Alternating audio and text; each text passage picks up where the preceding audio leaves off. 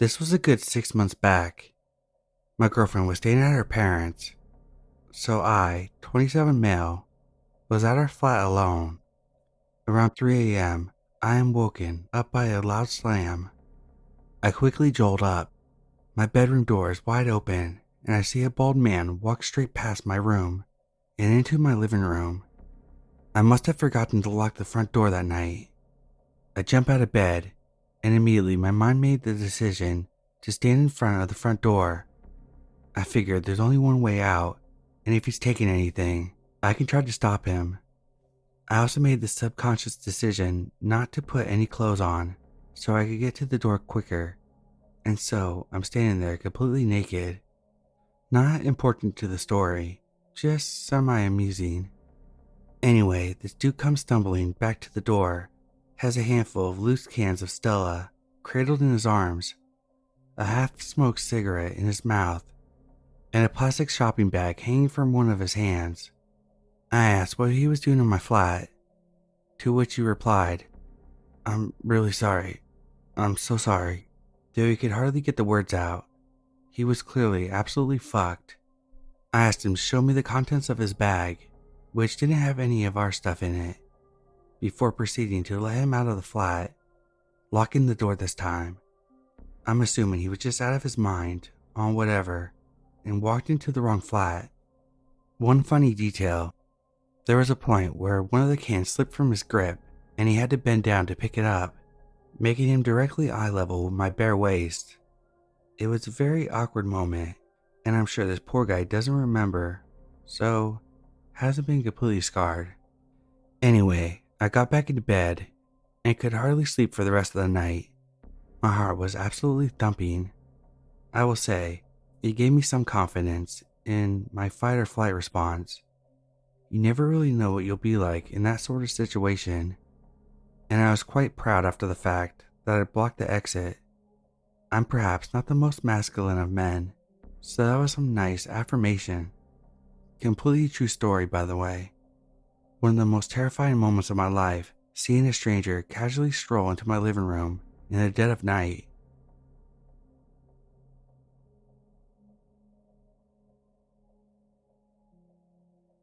My husband and I moved into a cool downtown loft in 1999 in the San Diego Gaslamp District. We had an underground parking garage that is managed by security after the management team left for the day. My husband worked nights while I attended UCSD. On New Year's Eve 1999, my good friend came to visit and to hit the parties. 2000, baby. I had secured a spot for her in the visitor section and went down to meet her. The security guard on duty was a middle-aged gentleman. I have long since forgotten his name. He was always very nice, but there was something about him that bothered me, and I don't know why. When I met my friend at the front gate, he came to speak to us and asked us about our plans. My friend told him that we were hitting the town on such an exciting night, etc. I said nothing until we got away from the building. For some reason I said, "If anything ever happens to me, tell the police to check that guy out, not my husband." She laughed and asked me why I told her that. I told her it's just a feeling I had. A few weeks later, I saw him leaving the unit of my neighbor that was out of town. I thought it was odd as he's the parking lot guard. When I mentioned it to another neighbor, she told me that the guards have the master key to the lofts in case of an emergency. Okay. My husband worked nights. He knows this. I get a creepy feeling around him. That's great. We added a chain to the door. It already had a bolt and a regular lock, and that made me feel a little better. Later that year, we're watching the news. The security guard's face pops up on the local TV. I paid close attention. Turns out he's one of the Aryan leaders from San Diego, and he had just been found guilty of some race-related crime that was sending him away for a long time. I lost it. Why? I am black and my husband is white. I thought back to every time he spoke to us, how conciliatory he was, how much he asked how we were doing, how he'd asked my husband about his job, all the little seemingly innocuous questions he put to us, and it scared me to death. He had a key to my home. He had been bothered by our relationship, but he never showed it, except to my sixth sense. I raced to my management office as soon as I opened the next day. One of my neighbors had beat me there. It was the guy whose unit I saw him exiting a few months before. He was threatening to sue management because he had told them months ago that this guy was Aryan and that he was distributing hate leaflets to his son. He was divorced and his son stayed with him every other weekend. From the gist of his yelling, I discerned that management advised that they asked the guard, and he denied any knowledge of pamphlets. His last words as he was leaving was that he was conferring with a lawyer, since they did nothing at the time. Now this guy is on the news for hate crimes committed. He was obviously Aryan, and their lack of intervention had allowed him to influence a minor. I have no idea what happened with him, as he moved soon after. I told them about my concerns, and they said they contracted with the security company and that he passed all background checks at the time of his employment. Why he was even working as a security guard, I have no idea. Being young, we just let it go. I can still clearly see his face when I think about him, but none of the search information I've used brings up his case. I've thought about looking it up at the courthouse. There must be some way. But then think, what's the point? He's in jail still. I hope.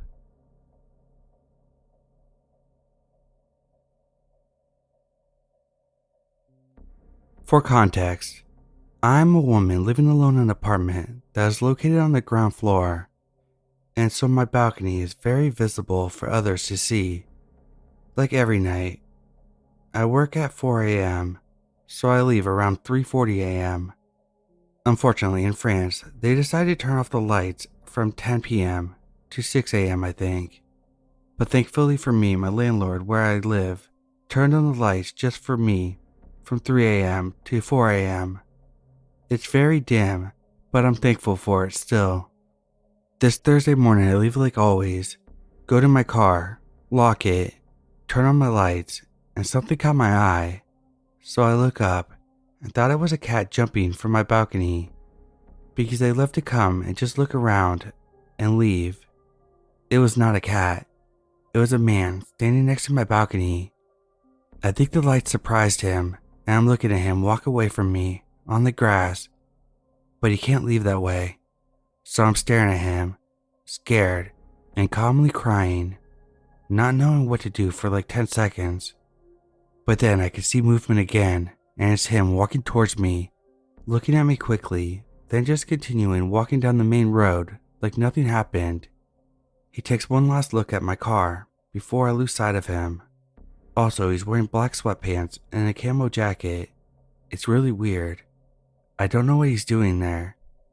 If he was sleeping on my plastic sofa on my balcony, or I don't know, but I can't stop thinking about his face looking at me. Or what could have happened if it was pitch black outside. I wanted to make a report to the police, but they say they can't because there's no damage. The lady also told me, maybe it wasn't for you. Maybe he was looking around for a dwelling. And I replied, at this hour and in that outfit, I don't think so. No, I'm talking about a robbery. Like no shit, Sherlock. Since then, every morning I run to my car with pepper spray in my hand. Also, I bought surveillance cameras on my balcony just to check before going out in the morning because I'm super paranoid and I'm kind of developing OCD and I have to look and check outside before going to sleep. Dear random man, let's not meet again.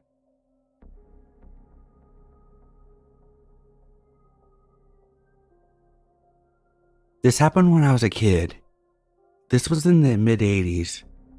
I was about 7 at home with my 2 older sisters, 8 and 11, and 2 cousins, 7 and 8, all 5 girls.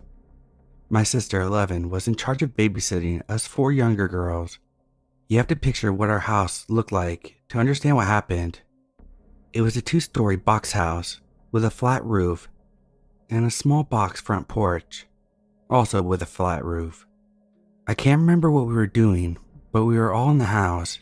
We kept hearing noises coming from the roof, like walking, and what sounded like rocks being dropped down the downspouts. You know, kids, we thought it was a squirrel or something, but it kept happening. Then my older sister said something about how maybe someone climbed the huge tree beside the house and got on the roof. We were all scared because we knew there was a roof access point in the bedroom I shared with one of my sisters. What if he could get inside? My older sister told my other sister and one of our cousins to walk across the street to the corner store, across an empty gravel parking lot, and on the way back, look up to see if they could see someone on the roof. So the girls, both about 8 years old, walked halfway across the parking lot, and being curious kids, turned around. They looked up and saw a guy. He was in a totally 80s crop top football jersey, and he was crouched down on the roof. The girls came running back home, freaked out, and told my sister about the guy. My older sister, freaking out, first went to the neighbor's house to use her deck to see if she could see on the roof, but couldn't see anything. She came home and then called the police. It felt like it took them ages to show up. When they got there, I don't think they believed a word that we said. They thought a bunch of little kids were making up a story for attention, up a hill and a block away, to see if they could see anything, but the way our roof was, you couldn't see a person if they were laying down. Then the cop tells us kids we had to go upstairs and check everywhere to see if we found anyone. 5 little girls from ages 7 to 11 sent upstairs, scared shitless, crying, to look for this man. Knowing about the roof access, we all cried, not wanting to go up there, but they said we had to. To this day, I remember how scared I was.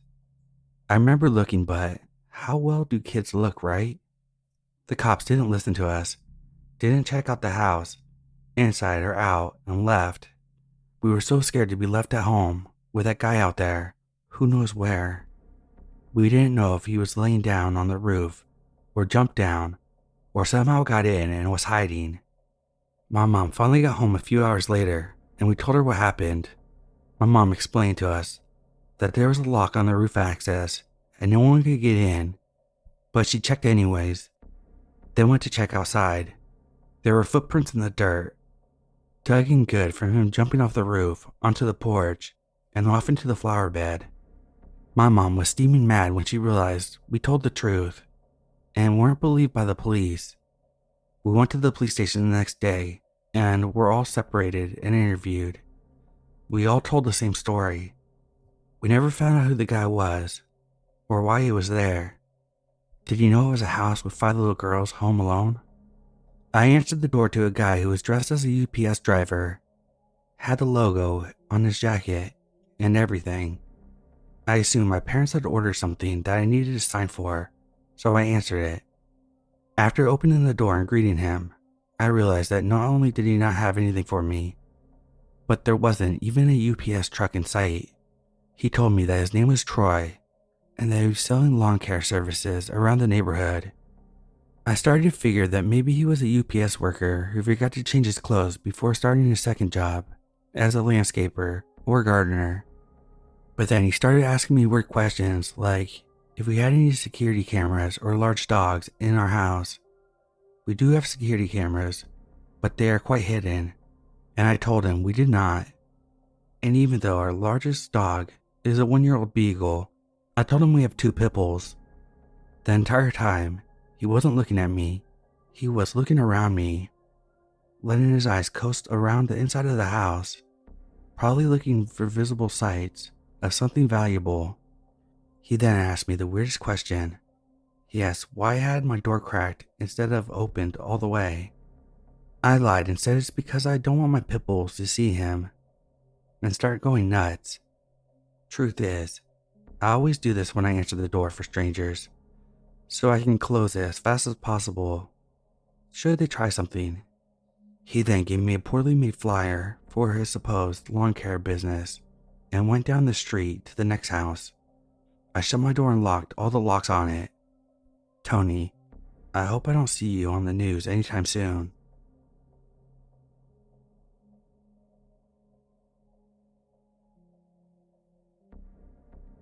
This happened many years ago.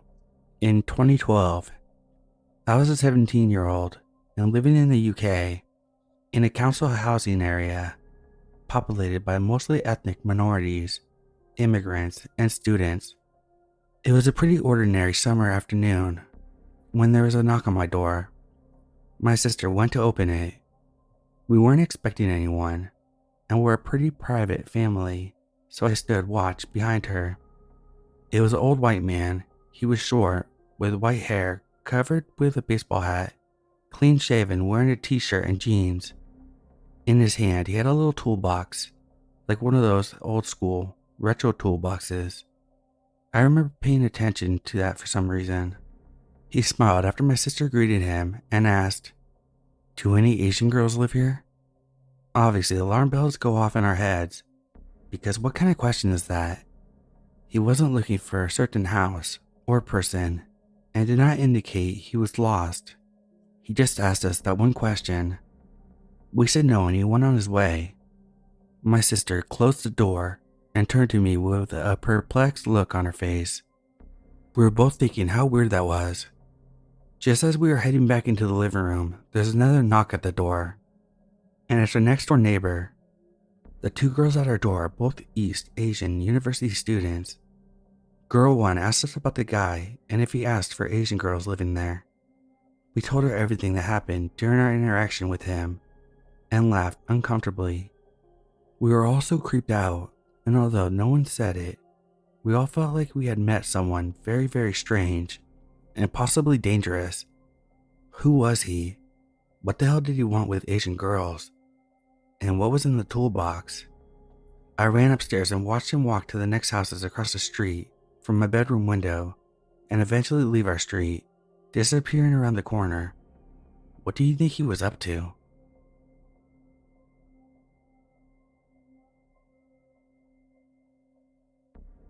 So this happened, I want to say around the year 2012 or 2013. Me and my mom lived just by ourselves in my grandma's old house. After she died in 2009, it was just us. My mom had the habit of leaving our house and visiting family really often. Since my entire family lived in the same town, sometimes I would go with her, and sometimes I would stay home and play games on PC. One night in particular, I was home alone. I can't remember if I was listening to music or on the game, but it was almost 11 at night, and I had gotten a knock at the door. At that time, we had 4 dogs that lived in our house, and all of them started going insane, barking.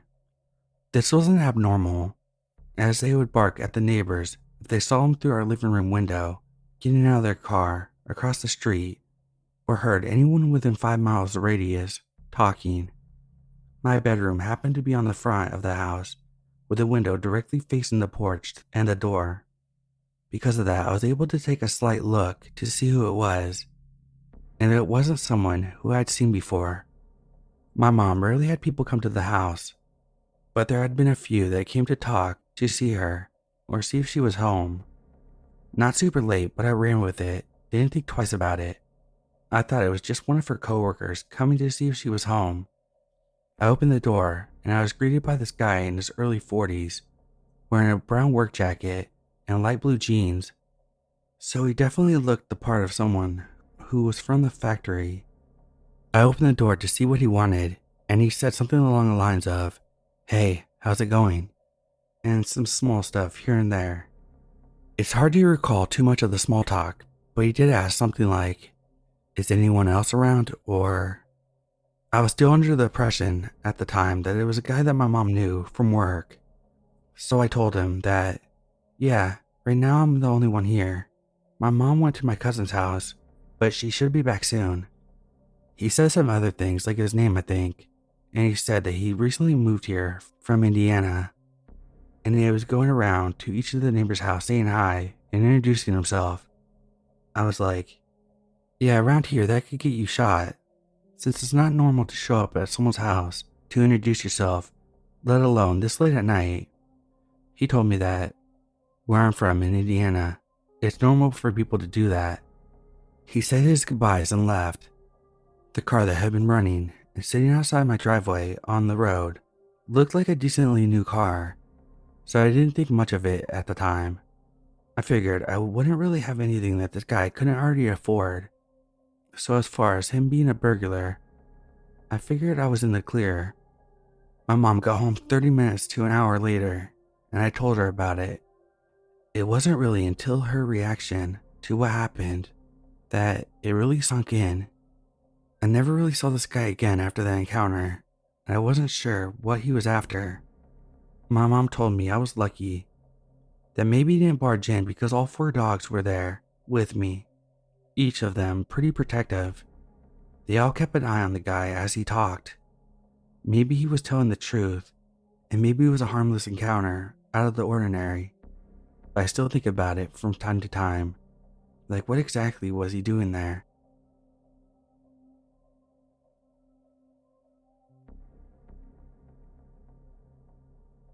This happened when I was 8 years old. I moved to Las Vegas at the beginning of February, and when I got off the plane, it felt like an oven had been opened up in my face. I moved from England. The first few weeks were spent in a military-owned apartment unit until my parents could afford a house. We got a house, and we got our room set up for the night, not bothering to check the house, as we thought it would be secure by the people who sold it to us. Bedtime came around, and I tried to sleep, but I couldn't. It was too hot, so I tried sleeping on the floor. It was too cold, so I decided to curl up in a ball on the floor and sleep, because my dad told me that the fetal position maintains body heat. It worked for a while, until I felt something tapping on my back. Not a single tap, but like someone was running their finger on my back. I never turned around to see who it was, and I'm glad I didn't, because a helicopter flew over our house, shining a searchlight through our window. My dad woke up and got on the balcony, and heard it say, some guy broke out of prison, and they saw him in our backyard. The guy was gone by then. My dad checked the whole house, and the next day bought locks and a gate.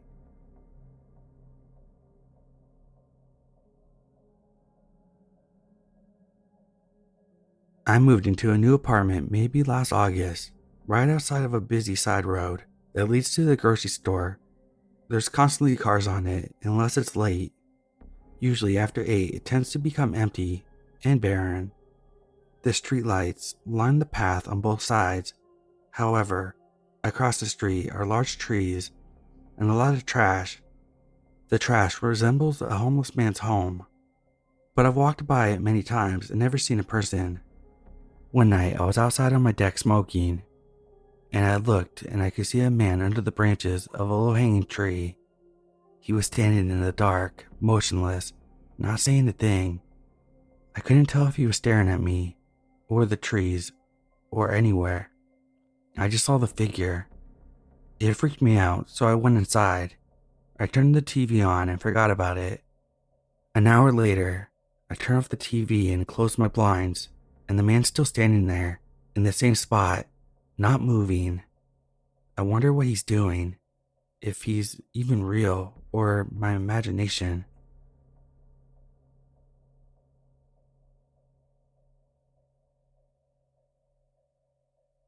I'm a 30-year-old female. I live in a relatively safe neighborhood, barring the occasional mugging attempts, one of which took place against my bedroom window with one of my neighbors, or the few times a random guy in his car follows me to my place, asking me for my number.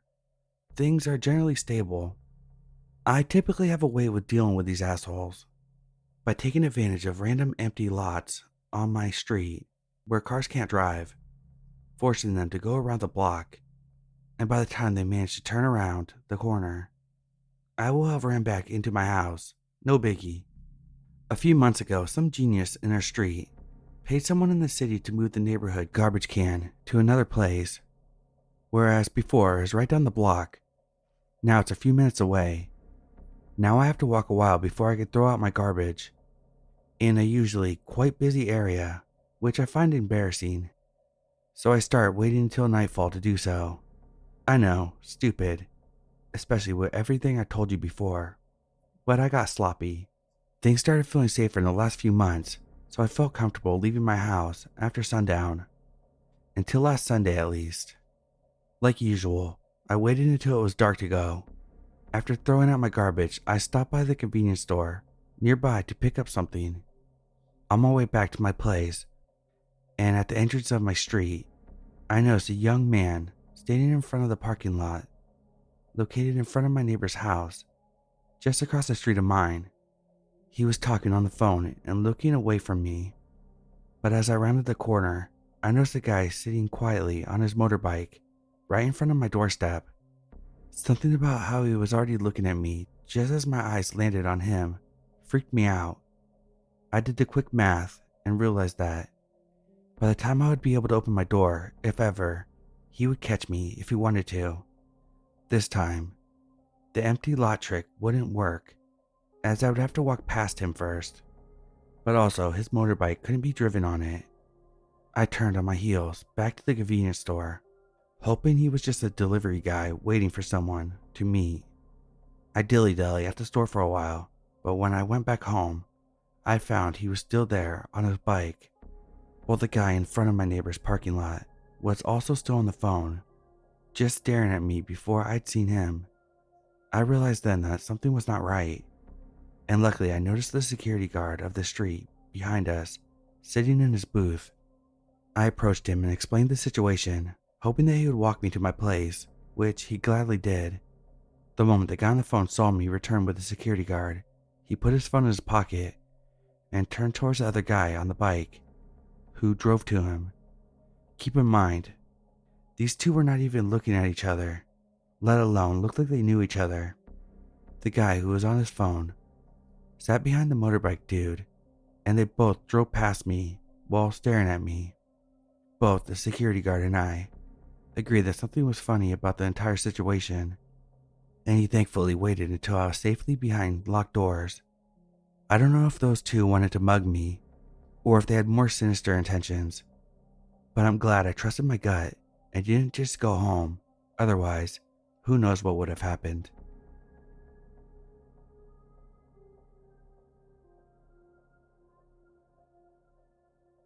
Alright, so this happened when I was about 11.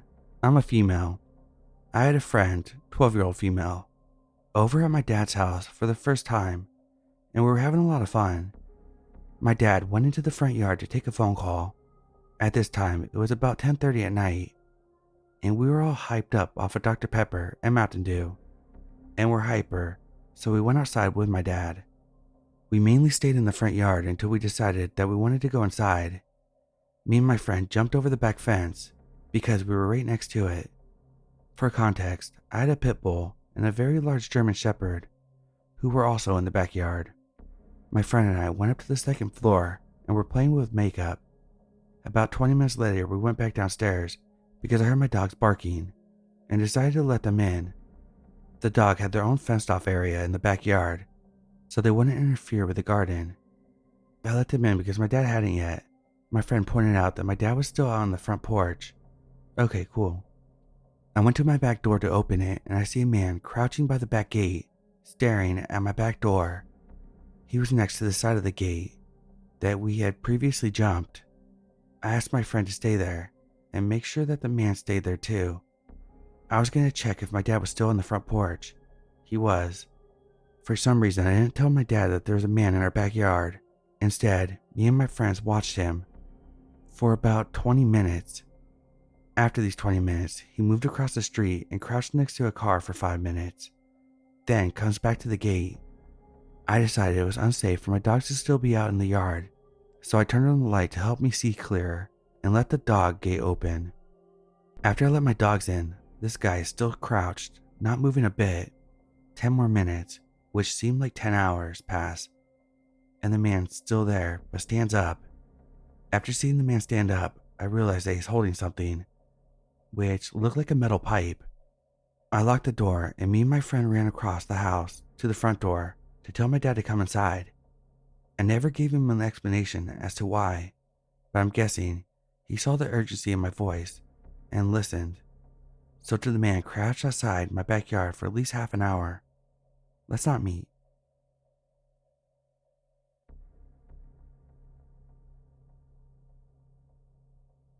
Okay, to start this, I live in a very rural town in Australia.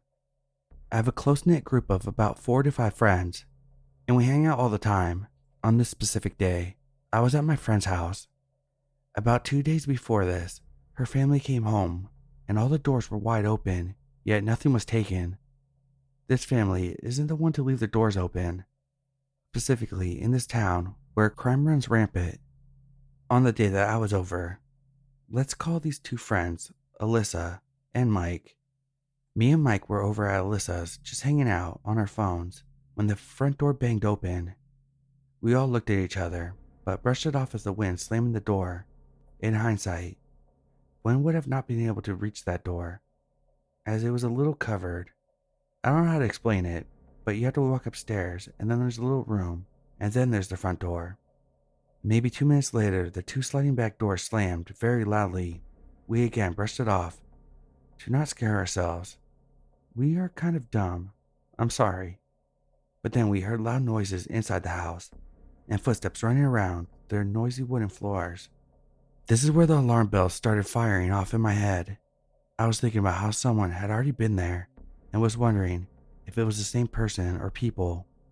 We jumped up, and me and Alyssa held the bedroom door closed. Her room didn't have a lock. Alyssa suggested we call the police.